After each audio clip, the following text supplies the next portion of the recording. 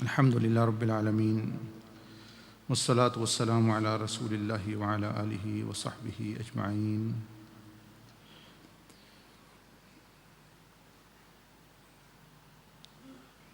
In one of the nasihas and guidelines which Sayyidina Abdul Aziz Dabbagh rahmahullah gave regarding the month of Ramadan, तो रमज़ान के मुतल्लिक इतनी बड़ी हस्ती सैयदना अब्दुल अज़ीज़ दब्बाग़ ने कुछ नसीहत इरशाद फरमाई. And they said, one should put one sincere effort to achieve perfection, but Allah Ta'ala is looking for one's efforts, not whether one has achieved perfection or not. So He is making things easier for us. As Rasulullah sallallahu alaihi wasallam said, yassiru, that make things easier for people regarding deen. Wala tu'assiru, don't make things difficult for people.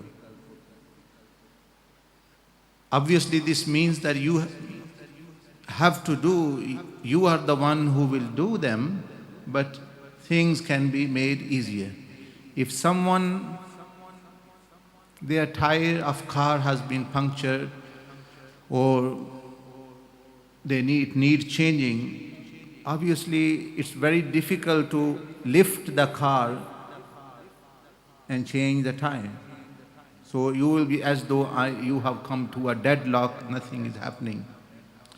But another person can, yes, he can mention to you that if you use the tool, the jack of the car, and you place it underneath the car, and you can lift the car and change the tire. So one person will be able to do it, which was looking impossible first, and now the person can do it. But still, if the person is taught how to do it and they don't do it, still the car will be in same condition. You will be stranded in the middle of the road. No one actually that person will not do it. He can phone you and say that that's what you do. So that's how the matters of deen are as well, that things can be made easier. So Sayyidina Abdul Aziz Dabbagh rahmahullah, in this saying, he has mentioned that your niyat and intention have no limit. You can make niyat good as you like, highest as you like, because there is no restriction. What stops you? What does it cost? नियत करने से तो कोई चीज़ भी रुकावट नहीं बनती, जितनी मर्जी आला नियत कर लें. तो किसी ने कहा कि अगर ख्याली पुलाव पका रहे हो तो जितना मर्जी चूज़ा डाल लो, कौन सा जो है सही डालना है, ख्याल से ही डालना है ख्याली पुलाव में. So if it is a matter of niyyah, you can make it as best as you can, the highest level you can go. It won't cost you anything. It doesn't cost. So he said that make highest niyyah to achieve perfection. That is why Allah subhanahu wa ta'ala sent Rasulullah sallallahu alaihi wasallam. He was the perfect person, and some people, because of shaitanic waswasa, when you ask them to follow Rasulullah sallallahu alaihi wasallam, they say, oh, this is messenger of Allah, how can we follow him? You cannot be messenger of Allah. No one is asking you to be messenger of Allah. We are asking you to follow him as best as you can. So at least you make intention, your intention is perfection of Rasulullah sallallahu alaihi wasallam. That's my destination, and I will do best as I can to follow this sunnah. So Sayyidina Abdul Aziz Dabbagh rahmahullah saying that Allah does not look at results, but He looks at the efforts one which has made. But what does He look at? The thing which He looks at, you can do it perfectly. The thing which Allah looks at, you can do very good, perfectly. What is that? Inna Allah la yanzuru. In one hadith, there are different riwayah. La suwarikum, amwalikum, wa amalikum. That Allah does not look at your bodies, your color, how beautiful you are or handsome you are. This is not the preference of Allah subhanahu wa ta'ala. He doesn't look at the wealth. He doesn't look at the deed only. وَلَكِنْ يَنْظُرُ إِلَىٰ قُلُوبِكُمْ وَنِيَّاتِكُمْ. But what He looks at is your intention and your heart. So that you can make best as possible. It doesn't cost, there is no effort, there is no mujahada in that as such. So he said that Allah Ta'ala is looking for one, the effort, not whether one has achieved perfection or not. So Allah Subhanahu wa Ta'ala looking at the intention, that should be perfect, and He will look at the effort as much as you can, that's all. Allah will not look at the results, or you've achieved perfection or not. So this makes things easier for us. One should work on the level of spiritual fasting and in ibadah. He's talking about in Ramadan. So one should work at the higher level of spiritual fasting, highest level of spiritual fast, and in ibadah, and disengage from dunya. But he said, but as I mentioned, not to be too self-critical and judge oneself. That's one mistake which our people do. Once they become too much critical of themselves and they judge that we have already lost, we are not good, we are bad, we have been doing all this. Their too much self-criticism also sometimes have negative effect. Nor to be judge yourself. Who are you to judge yourself? Allah is the judge, Maliki Yawmiddin. And He is going to judge you not here, on the day of judgment. On the day of judgment, He is going to judge you. So before that, the ground is, the plain is for you. You can do whatever. You can change things. You can change your attitude, your behavior, your amal, anything which is in Allah subhanahu wa ta'ala given you in your choice. So during the day I was mentioning a hadith of Rasulullah sallallahu alaihi wasallam, that one person comes, he said, Ya Rasulullah sallallahu alaihi wasallam, my sins have destroyed me. They are so much that they have destroyed me. I am finished, I am failure, I am doomed.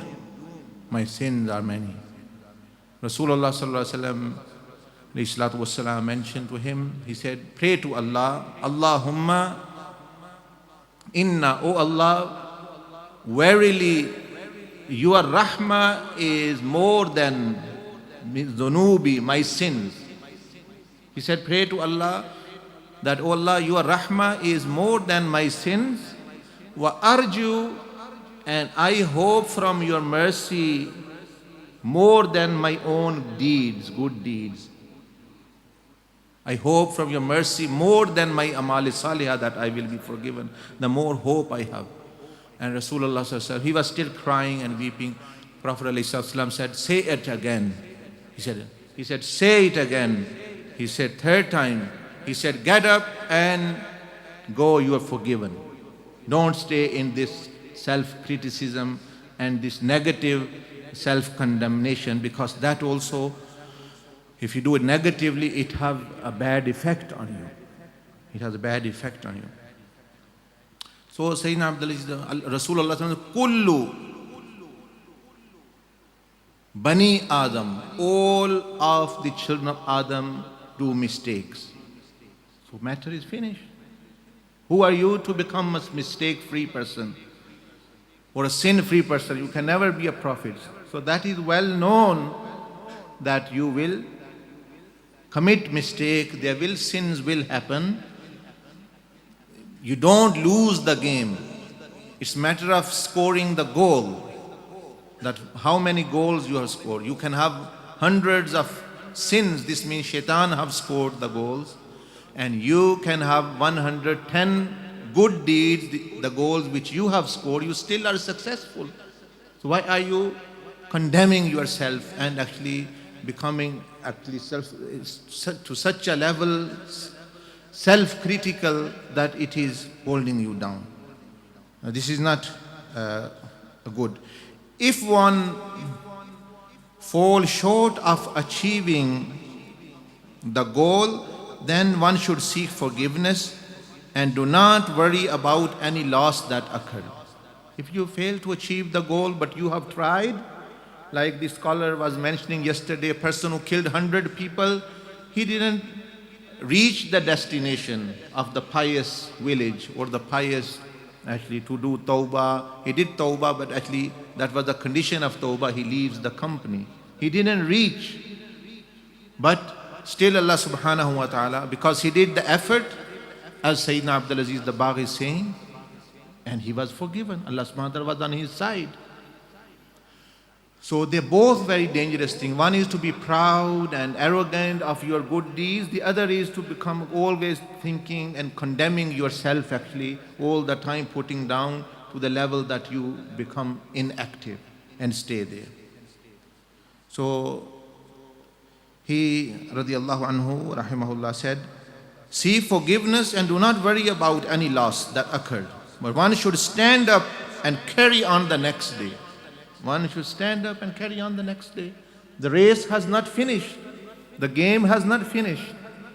Any football team or cricket team or boxing or whatever sports, they have time, 1 hour, 1.5 hours. And if you lose in the first half and the team, there's a World Cup happening, one team loses in the first half and during the break they say, oh, we've lost it. Let's go home. This is foolishness. They have not lost it. It's only half time that they have. Similarly, you have time. As you know, sometime in sports and football and their last 3 minutes the goal have been scored. There have been cases that in the last 3 minutes, last 5 minutes the goal have been scored. Therefore, your fight with shaitan, this world is like football pitch, this earth, and you are fighting him. You have your own team. You have team, your hands is one member, the other hand is another member, 7 organs and the heart and the mind. You have full team and you are fighting your war. You are fighting your battle. So it doesn't matter how much you have lost, how many goals have been scored, yet it's not, the game has not ended, the rounds have not ended, the time has not finished. Up to the last time, that's like this person who killed 100 people, to the very last moment, Allah subhanahu wa ta'ala blessed him and he had killed. So there is no room for hopelessness. And Allah Azza wa Jal wa subhanahu wa ta'ala, he said that مَنْ يَخْرُجْ مِنْ بَيْتِهِ مُهَاجِرًا إِلَى اللَّهِ وَرَسُولِهِ ثُمَّ يُدْرِكُ الْمَوْتِ فَقَدْ وَاقَعَ أَجْرُهُ عَلَى اللَّهِ. That anyone who does hijrah, who starts his journey toward Allah and His Messenger, and then some obstacle come, he didn't want to die, but he died like this person who killed 100 people. He was doing hijrah towards awliya Allah subhanahu wa ta'ala. Where on this you can imagine the status of walis and awliya, that Allah has forgiven a person who killed 100 people because he is intending to go the place where awliya live, where people of zikr live. That's why in the Sahih Hadith it comes, anyone who participates in the majlis of zikr, even though they have not got good intention, they just came for food and entertainment and thing, still they are forgiven. Angels say, Ya Rabbal Alameen, this person came to call another person, is that he couldn't go. His intention was not actually zikr or anything like this. Allah subhanahu wa ta'ala said that these are such people, my awliya, my friends are such that anyone who even sits with them, I bless them. no matter actually he has the intention or not. That's why Sayyidina Abdul Qadir Jilani, one person came to him and he said, my father have died, I'm worried about him. Sayyidina Abdul Qadir Jilani said that, has he ever attended my majlis? He said, no, he hasn't. Has he ever eaten with me? No. Has he ever actually seen me in my majlis? I know. He said that he once actually, we were passing and he saw and sat for a short while, something like this. And he said, then he is forgiven. I do dua for him.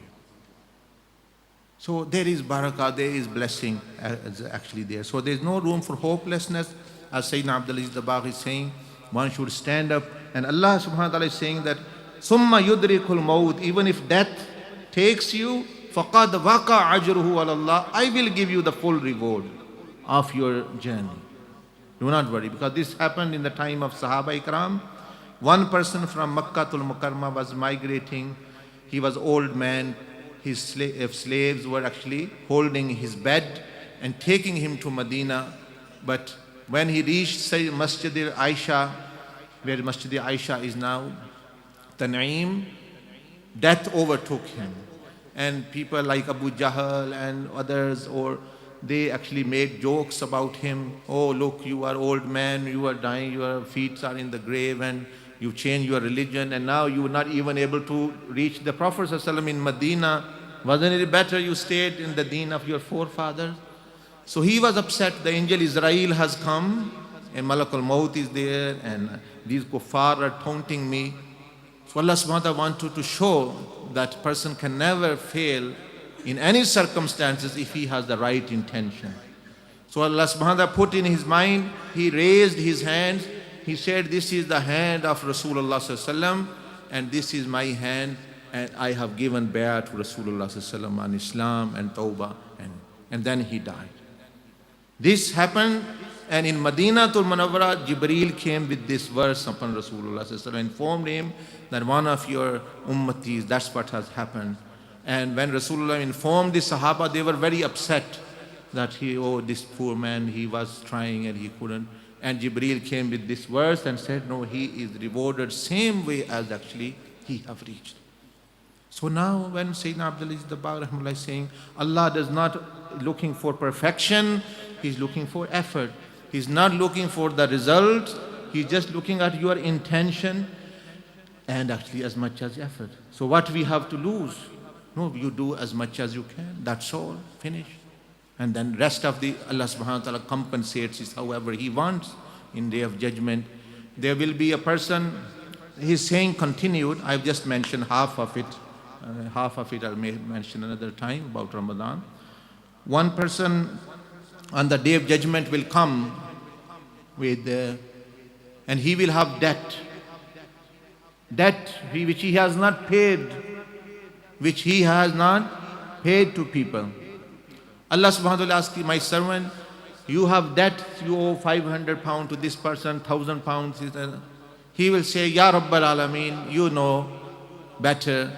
I never took any credit for luxury and fulfilling my desire. I want a good horse, I want a good car or good, etc. You know that I needed that money, for I was in problem, and you are aware, you are all knowing, I took the credit for that or for my children, that there was a genuine need. Allah subhanahu wa ta'ala says, yes, I know, I am all knowing. It was your genuine need and you didn't take it with intention of not paying it or actually robbing or defrauding. You had the intention. I deserve today to pay your debt today. So Allah subhanahu wa ta'ala will from Himself pay the debt, his debt to the other person, the good deeds, and also reward him and actually send him in Jannah. Just because actually he had the good intention and right intention. Otherwise, Rasulullah sallallahu alaihi wasallam said, the sins of the shaheed, the person who is killed in the way of Allah subhanahu wa ta'ala, are forgiven, illa dain, but debt is not given. Because, but that is which you have taken unnecessarily just for buying extra things, just for actually other things. But if a person had the intention to pay back and he was a genuine, he took it for a necessary need, still Allah subhanahu wa ta'ala will help that person on the day of judgment. So alhamdulillah, you have no reason to be hopeful, but every reason to be actually, inshallah, hopeful, not to be hopeless, and actually do effort and follow Rasulullah sallallahu alaihi wasallam as much as you can, and then inshallah Allah subhanahu wa ta'ala will, with His fadl and grace, bless you and enter you in Jannah. With amal, no one is going in Jannah. Rasulullah sallallahu alaihi wasallam said, even I will not go in Jannah because of my amal. It is the fadl of Allah, Allah has made me a prophet. It is fadl of Allah, Allah made me Rasul. It is fadl of Allah, Allah made me khairu khalqillah. It is fadl of Allah, Allah created my light, my nur first. I didn't do anything. I didn't do anything. It's Allah who created me and blessed me with this high status. Nor I will go in Jannah with my amal, only with fadl and rahmah. And you, he said to Sahaba Ikram, you also will go with fadl of Allah. Be moderate in your effort. Just do, follow the fara'is, do as best as you can in the nawafil, and hope in the mercy. Abstain from the kabair. If something happens, do tawbah and carry on, and you are successful. So this is the message of Sayyidina. Subhanakallahum bihamdika nashhadu an la ilaha illa anta nastaghfiruka wa atubu ilayk wa sallallahu ala nabiyyina ummihi wa ala alihi wa sallam taslima. Jazakallah.